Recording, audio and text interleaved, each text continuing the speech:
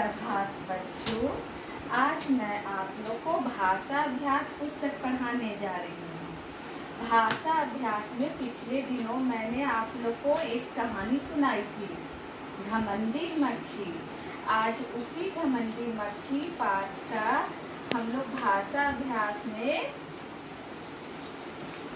उसमें दिए गए प्रश्नों का उत्तर लिखेंगे। तो सबसे पहले हम आज का डेट डालेंगे। आज कितनी तारीख है? 16। आप लोग भी अपनी बुक निकालोगे, बुक के ऊपर CW और डेट लिखेंगे। देखिए मैंने यहाँ भाषा अभ्यास लिख दिया है। ठीक है, आप लोग अपनी अपनी बुक निकाल के बैठेंगे और देखेंगे कि मैं कैसे पढ़ा रही हूँ। ठीक है, भाषा अभ्यास। भाषा अभ्यास में पाठ 6 घमंडी मक्खी। अब मैं यहाँ पाठ 6 घमंडी मक्खी लिखूंगी।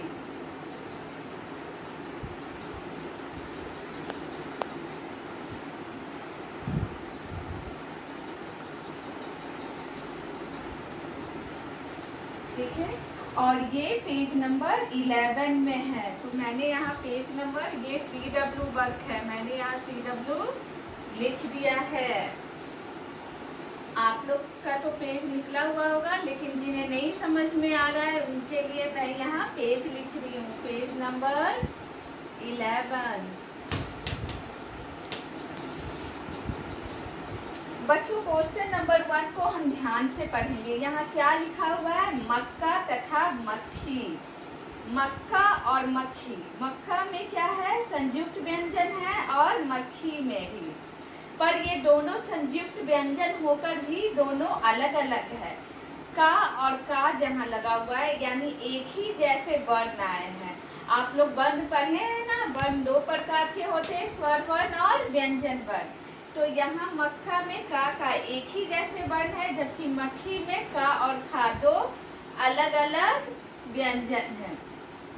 तो ये दोनों का नाम भी अलग अलग है। जहाँ का और का वाला व्यंजन है वो आधा अक्षर द्युत व्यंजन कहलाता है। ठीक है, और मक्खी जो है वो संयुक्त अक्षर यानी संयुक्त व्यंजन है। यहाँ मक्खी में हम का प्रयोग बहुत हल्के ढंग से कर रहे हैं और पूरा बल हम खा पर डाल रहे हैं। मक्खी का आ रहा है बहुत हल्का सा। मक्का, मक्का में का जो है वो आधा का जो है उसका उच्चारण हम हल्के में कर रहे हैं और पूरा बल हम पूरे का में दे रहे हैं। यानी ये आधा का पूरा का के साथ जुड़ा हुआ है, मिला हुआ है, उससे अलग नहीं है। इस बात का आप हमेशा ध्यान रखेंगे। मक्का तथा मक्खी दोनों में संयुक्त व्यंजन है, पर ये का और का संयुक्त व्यंजन ना कहलाकर द्वित व्यंजन, द्वित का मतलब 2 बार प्रयोग होने वाला व्यंजन है, जबकि मक्खी में संयुक्त अक्षर है, यानी संयुक्त व्यंजन का और खा है। यानी दोनों का के साथ का जो है वो खा में पूरी तरह से मिला हुआ है। ऐसे भी आप लोग समझिए कि जो चीज़ पूरा रहता है, आधा वाला हिस्सा उसके साथ मिल जाता है, क्योंकि आधा में बल कम है, तो जिसमें बल कम रहता है उसका तो कहीं भी पूछ लेंगे। वैसे ही हमारे वर्णों के साथ भी वही है, होता है। जहाँ का आधा वर्ण रहेगा वो पूरे वर्ण में पूरी तरह से समाहित हो जाएगा, मिला हुआ है। का तथा का खा अक्षरों से बने हैं। नीचे दिए गए शब्दों को ध्यान से पढ़िए तथा उन्हें उनके स्थानों पर लिखिए। मक्का, मक्खी, मक्खन, पक्का, चक्का, मक्खी चूस। ये कितने वर्ड हैं? 1 2 3 4 5 6। यहाँ 6 शब्द हैं और ये 2 अलग अलग कॉलम बनाए गए हैं। एक कॉलम है का और का, आधा का और का। बच्चों, ये द्युत व्यंजन है, इसे मैं यहाँ साइड में लिख रही हूँ, आप इसे ध्यान दोगे इस पे।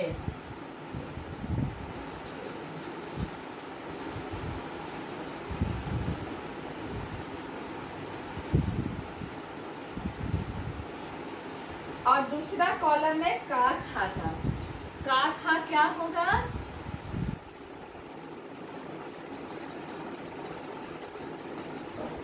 संयुक्त व्यंजन।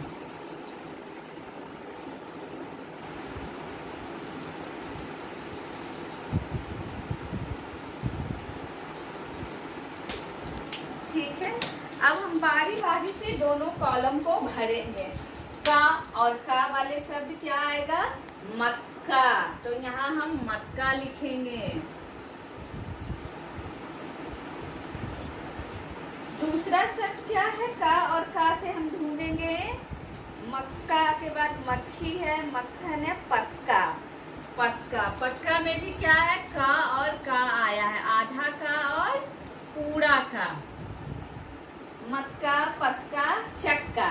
चक्का में भी आधा का है, ये भी द्युत व्यंजन है। का और का नाम द्युत व्यंजन है। और का और खा रहा या का के साथ कोई और भी क्या होता है? क्या में क्या होगा? आधा का और या होता है, तो वो भी संयुक्त व्यंजन कहलाएगा। अब दूसरे कॉलम में हमें क्या लिखना है? माँ से मक्खी।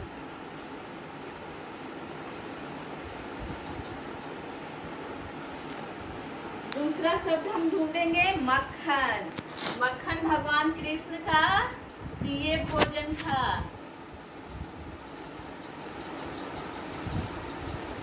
मक्खी चूस, कंजूस व्यक्ति को हम लोग बोलते हैं ना कि चाय में मक्खी गिरी रहती है तो उसको भी खा लेता है, उसको मक्खी चूस। मक्खी चूस का मतलब कंजूस व्यक्ति। ये मैंने क्वेश्चन नंबर 1 को पूरा किया है। यहाँ देखिए, आप लोग फिर से ध्यान दोगे। का और का द्युत व्यंजन है और का और खा संयुक्त व्यंजन है। मक्का, पक्का, चक्का। और दूसरे कॉलम में मक्खी, मक्खन, मक्खी चूस। तो ये हमारा द्युत व्यंजन और संयुक्त व्यंजन वाला प्रश्न समाप्त हुआ। अब हम दूसरे प्रश्न पर आएंगे। दूसरे प्रश्न में है दिए गए शब्दों के समान लय वाले शब्द लिखिए। जंगल है तो मंगल है। अब मंगल के बाद हम क्या भरेंगे? जंगल, मंगल, दंगल। मूवी आई है ना आमिर खान की, आप लोगों ने फिल्म देखा होगा, दंगल। तो जंगल, मंगल, दंगल। हम 2 का में मंगल चंगी लिखेंगे, दंगल।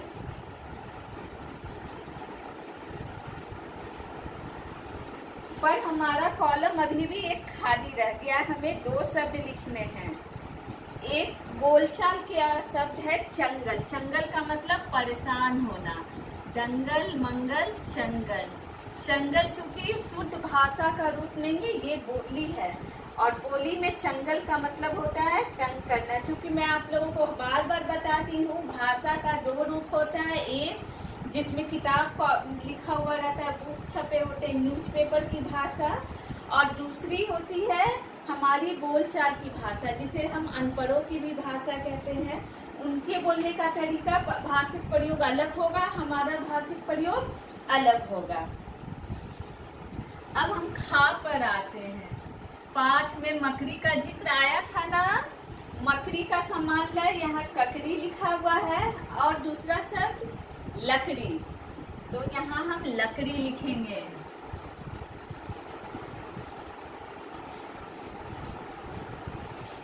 मकड़ी, ककड़ी, लकड़ी। उसके बाद पकड़ी। किसी को अगर हम पकड़ते हैं तो पकड़ी भी बोलते हैं या जकड़ी, ये भी लिख सकते हैं। मैंने यहाँ 2 शब्द लिखा है, आप लोग अच्छे से इसको लिखोगे और सारे शब्द शुद्ध शुद्ध, कोई भी शब्द गलत नहीं लिखना। तीसरा है सेर। सेर के लिए समान लय बेर है। बेर एक फल है जो आप लोग खाते हो। ये फल कब आता है? बसंत ऋतु में। और बसंत पंचमी के दिन में प्रसाद में आप लोग खाते हो ना बेर, वो सेर का समान लय बेर है। और एक तीसरा शब्द मैं बता रही हूँ, देर। देर का मतलब देरी से पहुंचना। और दूसरा समान लय मैं लिखा रही हूँ ढेर। ढेर का मतलब होता है मर जाना। ठीक है, मैंने क्वेश्चन नंबर 2 का क, ख, ग तीनों पूरा करवा दिया है। जंगल मंगल दंगल चंगल, मकड़ी ककड़ी लकड़ी पकड़ी, शेर बेर डेर ढेर। लेकिन ढा के नीचे आप लोग बिंदी नहीं लगाओगे क्योंकि वो अढ़ा हो जाएगा। अढ़ा जैसे पढ़ना में, यहाँ मैंने बिंदी नहीं लगाया, आप लोग भी बिंदी नहीं लगाओगे नीचे। अब हम प्रश्न संख्या 3 पर आते हैं। प्रश्न संख्या अब हम लोग 3 पर आएंगे। मैंने प्रश्न संख्या 1 कंप्लीट किया, प्रश्न संख्या 2 यानी 2 को भी पूरा कर दिया। अब हम प्रश्न संख्या 3 में है इन्हें और क्या कहते, सही शब्द चुनकर दिए गए शब्दों के सामने लिखिए। ये पर्यायवाची शब्द है बच्चों। जैसा कि मैंने पहले भी आप लोग को बताया था, समानार्थी और पर्यायवाची शब्द एक ही होता है। जैसे आपका घर में एक नाम अलग होता है, स्कूल में अलग होता है। हो सकते प्यार से आपके घर परिवार के कुछ लोग, आपके दादा दादी आपको कोई और नाम देते हो, तो इन सब नामों का मतलब जैसे आपका नाम होता है वैसे ही यहाँ कुछ शब्द दिए गए हैं जिनके एक से अधिक नाम है, यानी समान अर्थ देते हैं। जैसे रवि कहो या सूरज, फूल कहो या पुष्प। तो ठीक वैसे ही यहाँ हमें पर्यायवाची शब्द लिखना है। प्रश्न संख्या 3 पर अब हम लोग आते हैं। इन्हें और क्या कहते हैं, सही शब्द चुनकर दिए गए शब्दों के सामने लिखिए। ये बॉक्स में कुछ शब्द दिए गए हैं और यहाँ ये मेन शब्द है और इनका इनके साथ मैच करना है इनको। तो बच्चों समान अर्थ का मतलब होता है समानार्थी शब्द। जैसे आपका नाम घर में कुछ और है, स्कूल में कुछ और है, आपके दादा दादी आपको प्यार से किसी और नाम से पुकारते हो, तो ये सारे नाम अगर पुकारे जाएं तो इसका मतलब आप ही वहाँ प्रेजेंट होते हैं। वैसे ही यहाँ जंगल, शेर, स्नान, हिम्मत, ये 4 शब्द दिए गए और इनके भी दूसरे दूसरे नाम हैं। ऐसे शब्दों को समानार्थी शब्द या पर्यायवाची शब्द कहते हैं। जैसे कि मैं उदाहरण देती हूँ, रवि कहो या सूरज, पुष्प कहो या फूल, हवा कहो या वायु। तो ये क्या हुआ, ये सारे शब्द जो है एक ही शब्द के अलग अलग नाम हैं। तो यहाँ हमें जंगल का पर्यायवाची लिखना है। जंगल का पर्यायवाची होगा वन। 3 का है जंगल, तो हम यहाँ लिखेंगे जंगल का मतलब वन।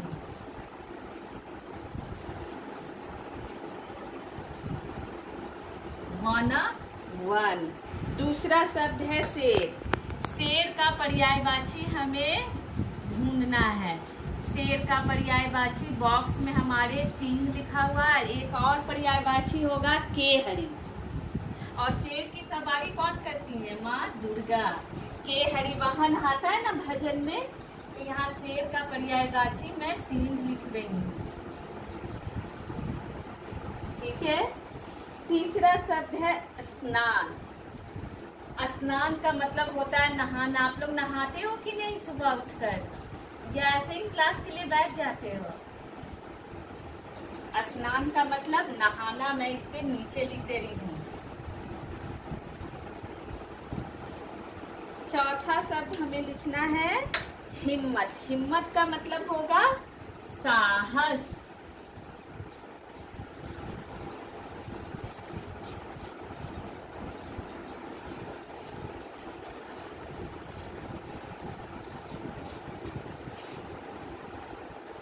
तो पर्यायवाची शब्द के साथ मैंने प्रश्न संख्या 3 को पूरा किया है। बेटा आप लोग सब इसको सही सही लिखोगे और हड़बड़ में नहीं लिखोगे सारे शब्द, क्योंकि मैम तो आप लोगों को मोबाइल पर चेक करती है ना, तो हर शब्द को मैम ठीक नहीं कर पाती हैं और वहाँ मुझे लिखना पड़ता है कि इसे फिर से लिखो। तो आप लोग इसको ध्यान से लिखोगे, ठीक है। प्रश्न संख्या 4 में आएंगे। नीचे दिए गए वाक्यों के बहुवचन रूप लिखिए। शेर ने पंजा मारा। यहाँ पंजा काला मोटा अक्षर है, तो यहाँ वाक्य बदल के क्या बनेगा, बहुवचन वाला। शेर ने पंजे मारे। अब 4 का आंसर आप लोग लिखोगे। मैं क्वेश्चन नहीं लिख रही हूँ, सिर्फ मैं आंसर लिख रही हूँ, ठीक है। शेर ने पंजे मारे।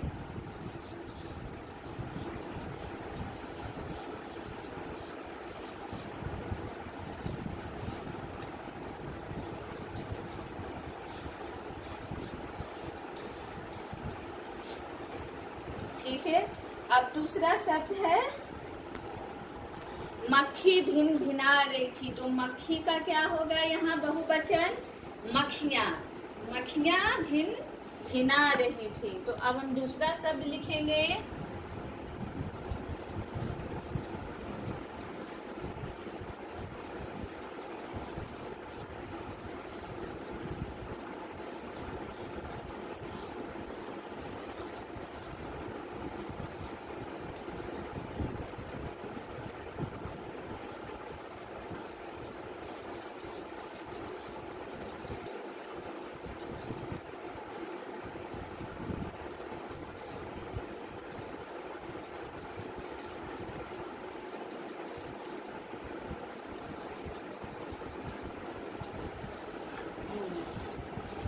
अब हम तीसरे शब्द पर आएंगे। वाक्य है मकड़ी ने जाला बनाया। तो हम क्या लिखेंगे यहाँ? मकड़ियों ने जाले बनाए। मकड़ी और जाला, यहाँ दो शब्द मोटा है और इन दोनों को हमें बहुवचन में बदलना है।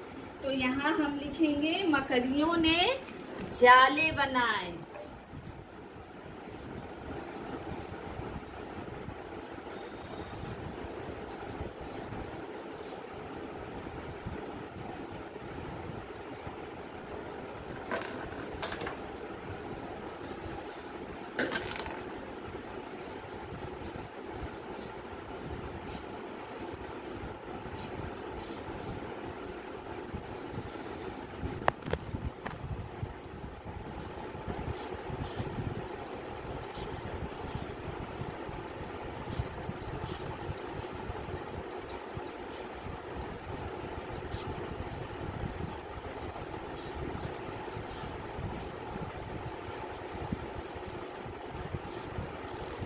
ठीक है। मकड़ी ने जाला बनाया। तो यहाँ हम लोगों ने लिखा मकड़ियों ने जाले बनाए। अब हम प्रश्न संख्या 5 पर आएंगे। प्रश्न संख्या 5 पर अब हम आएंगे। नीचे दिए गए शब्दों का वाक्यों में प्रयोग कीजिए। यानी नीचे दिए गए शब्द हैं, उनसे आपको वाक्य बनाना है। घमंड, कोशिश, हिम्मत। घमंड से आप लोग अपनी इच्छा से वाक्य बना सकते। मक्खी में घमंड आ गया। कोशिश करने वालों की कभी हार नहीं होती है। कोशिश करने वाले सफल होते हैं। ऐसे बहुत से वाक्य बच्चों जिसे आप बना सकते हैं। तीसरा शब्द है हिम्मत। हमें हिम्मत नहीं खोना चाहिए। हिम्मत से काम लेना चाहिए। मुसीबत में हिम्मत से काम लेना चाहिए। इस तरह से आप लोग अपने अनुसार अपने अनुभव और कल्पना शक्ति का प्रयोग करके इन शब्दों से वाक्य बनाएंगे। घमंड, कोशिश, हिम्मत। ठीक है। अगर किसी को दिक्कत हो रहा है तो मैं यहाँ पर बना भी सकती हूँ।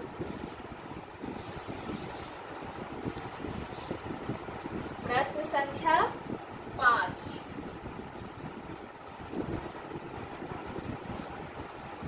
हमें घमंड नहीं करना चाहिए।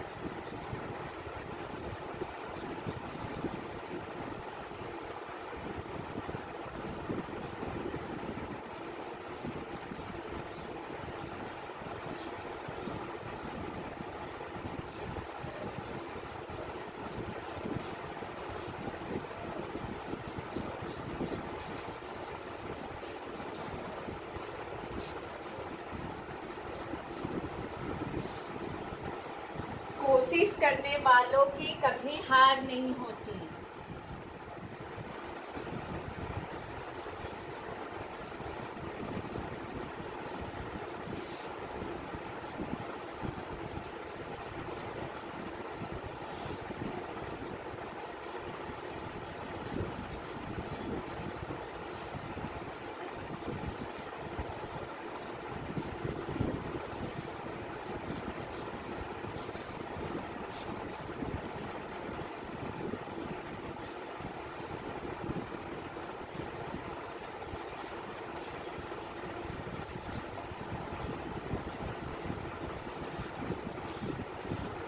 लास्ट में है हिम्मत।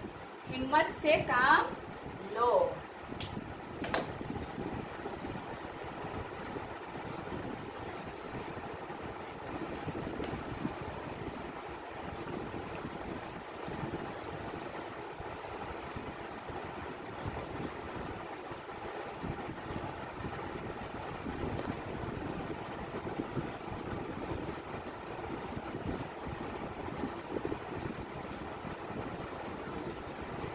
ठीक है, मैंने ये दोनों पांचों प्रश्न कंप्लीट कर दिए। प्रश्न संख्या 1, प्रश्न संख्या 2, प्रश्न संख्या 3, प्रश्न संख्या 4 और लास्ट में यहाँ मैंने प्रश्न संख्या 5 भी कंप्लीट कर दिया। लेकिन बच्चों आप अपने अनुसार अलग वाक्य भी बना सकते हो। अब मैंने जब ये पाठ आप लोग को पढ़ाया था तो बहुत सारे मुहावरों की चर्चा की थी। यही मुहावरे क्वेश्चन नंबर 6 में प्रश्न संख्या 6 में दिए हुए हैं। दिए गए मुहावरों से वाक्य बनाइए। आग बबूला होना, आग बबूला का मतलब बहुत गुस्सा करना। मंद मंद मुस्कुराना यानी किसी की बेवकूफी पर हंसना, और हंसे भी और उसे पता भी ना चले तो ऐसी हंसी को क्या कहेंगे? मंद मंद मुस्कुराना। नाक में दम करना यानी तंग करना।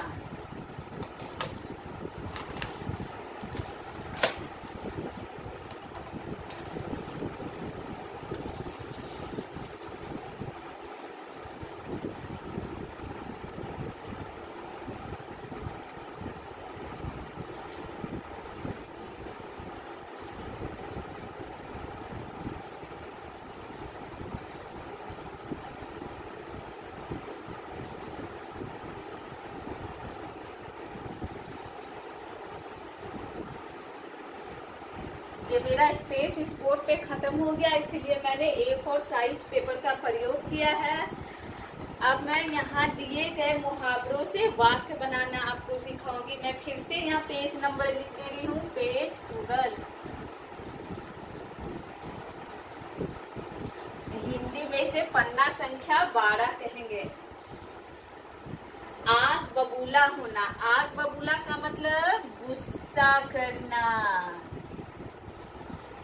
तो कौन आग बबूला हुआ था कहानी में? शेर। मक्खी की हरकत देखकर शेर आग बबूला हो गया। अब वाक्य हम क्या बनाएंगे?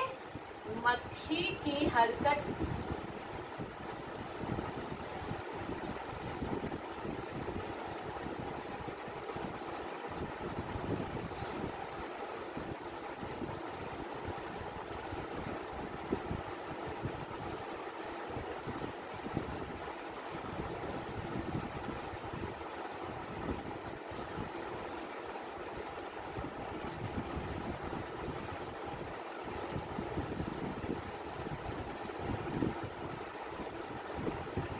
ये मैंने वाक्य बनाया है। आप भी ऐसा वाक्य बना सकते हैं कि छोटे भाई की हरकत देखकर मैं आग बबूला हो गया।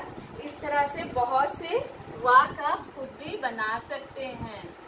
अब दूसरा मुहावरा है मंद मंद मुस्कुराना। तो कौन मुस्कुराया था कहानी में? लोमड़ी। किसकी बात सुनकर? मक्खी की बात सुनकर। मक्खी की बात सुनकर अब हम वाक्य बनाएंगे। मक्खी की बात सुनकर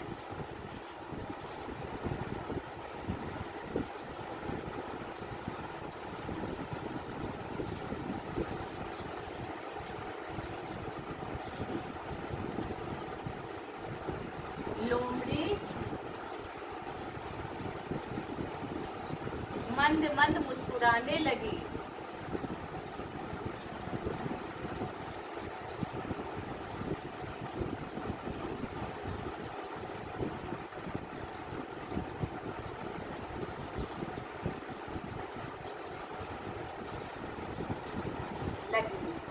ठीक है।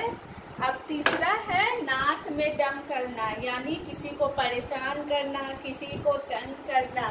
जैसे कभी कभी आप लोग क्लास में बहुत हल्ला करते हो तो हम लोग बोलते हैं ना, क्लास 4A ने तो आज नाक में दम कर दिया, क्लास 4B ने तो आज नाक में दम कर दिया। तो वैसे ही यहाँ वाक्य है, यानी उन्होंने हमें परेशान किया है। नाक में दम करना ये मुहावरा है जिसका मतलब है किसी को तंग करना, परेशान करना। लेकिन बेटा किसी के नाक में कभी मत तंग करना, नहीं तो आप उसके कभी प्रिय नहीं बनोगे, वो आपसे हमेशा दूरी बना के रखेगा।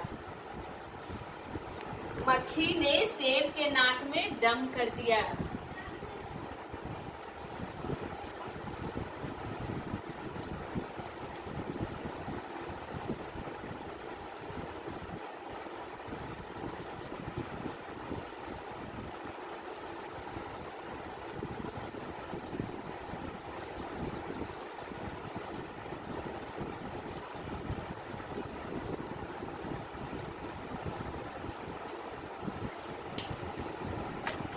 देखिए बेटा, ये प्रश्न संख्या 6 है जिसे मैंने यहाँ A4 साइज पेपर पर पूरा किया है। मैं इसकी फोटो खींच के आपको व्हाट्सएप पे भेजूंगी ताकि आप लोग अच्छे से इसको लिख सकते हो। मैं एक बार फिर से सारे बात को दोहरा देती हूँ। मक्खी की हरकत देखकर शेर आग बबूला हो गया। ये आग बबूला होना जिसका मतलब है गुस्सा करना। नंबर 2 है मक्खी की मंद मंद मुस्कुराना। इसका मतलब है किसी की बेवकूफी पर हंसना। मक्खी की बात सुनकर लोमड़ी मंद मंद मुस्कुराने लगी। तीसरा है नाक में दम करना। मक्खी ने शेर के नाक में दम कर दिया। कैसे कर दिया?